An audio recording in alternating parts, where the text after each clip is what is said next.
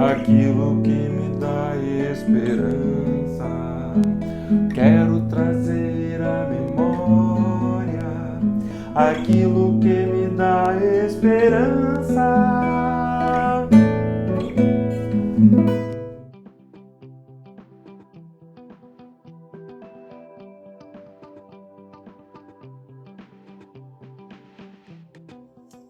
Irmãos, é muito bom estar com vocês hoje para mais uma dose de esperança. Esperamos que essas reflexões, que essas palavras, que esses textos bíblicos que nós temos trazido a vocês estejam abençoando a vida de cada um, provendo vida, transformação, esperança, renovação e abençoando a cada um de vocês, porque esse é o nosso ministério na comunidade de Jesus.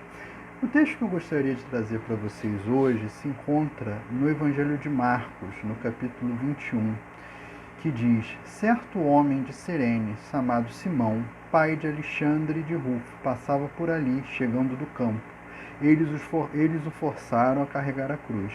Levaram Jesus ao lugar chamado Gólgota, que quer dizer lugar da caveira. Esse texto, fala do momento em que Jesus está sendo crucificado. E num determinado momento, depois de ter sido chicoteado, depois de ter apanhado, depois de ter ficado em sofrimento, sob tortura, sobre castigos físicos durante toda uma noite, ele já não consegue levar a cruz, levaria a cruz aonde ele seria crucificado. E pegam uma pessoa que estava passando por ali, que não tinha nada a ver, um homem chamado Simão, da cidade de Cirene, para carregar a cruz por Jesus. Cirene era uma cidade na Líbia, na atual Líbia, a mais de 1.500 quilômetros de Jerusalém.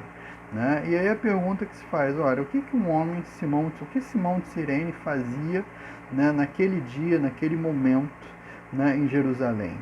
Provavelmente Simão era um dos muitos judeus que viviam na diáspora, ou seja, viviam em outros lugares do mundo, viviam na Itália, no Irã, na Síria, na Espanha, até no Reino Unido, na atual Inglaterra. Porque os judeus, desde o tempo lá de Nabucodonosor, tinham se espalhado pelo mundo. Havia muitos judeus que viviam em Israel, mas a grande maioria vivia fora.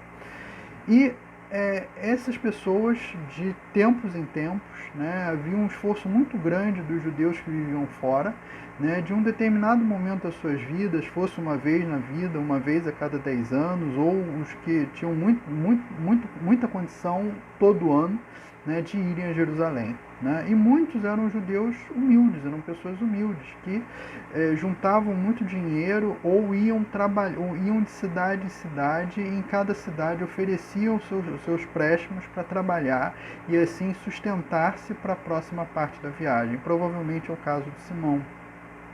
Marcos também fala que ele era pai de Alexandre e Rufo, sendo que Alexandre e Rufo não são mencionados em nenhum ponto do Evangelho de Marcos. Então, possivelmente, eram pessoas muito conhecidas entre os cristãos primitivos. Nós temos uma ideia disso porque lá em Romanos, no capítulo 16, versículo 13, Paulo diz: saudem Rufo, eleito do Senhor, e sua mãe, que tem sido mãe também para mim. Acredita-se que esse Rufo seja o mesmo Rufo que é citado no Evangelho de Marcos, que era o filho de Simão de Cirene.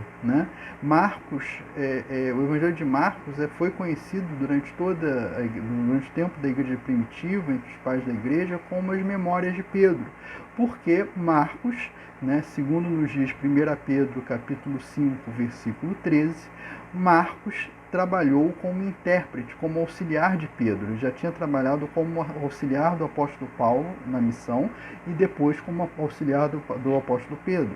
Então aqui o Evangelho são memórias disso.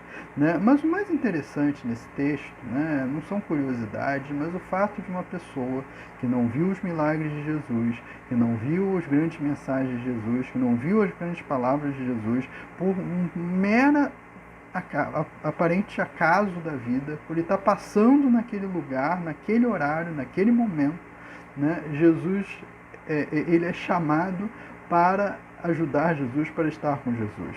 E aquele encontro marca a sua vida, aquele encontro transforma a sua vida, de forma que ele e toda a sua família se convertem ao Evangelho e vão ser conhecidos e reconhecidos por todos como pessoas que eram eleitas do Senhor, que serviam ao Senhor.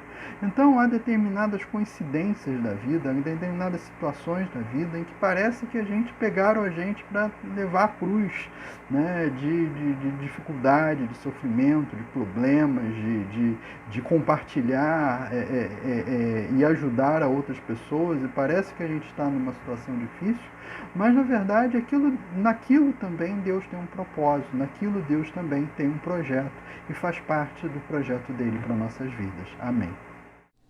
Compartilhe esse vídeo em suas redes sociais.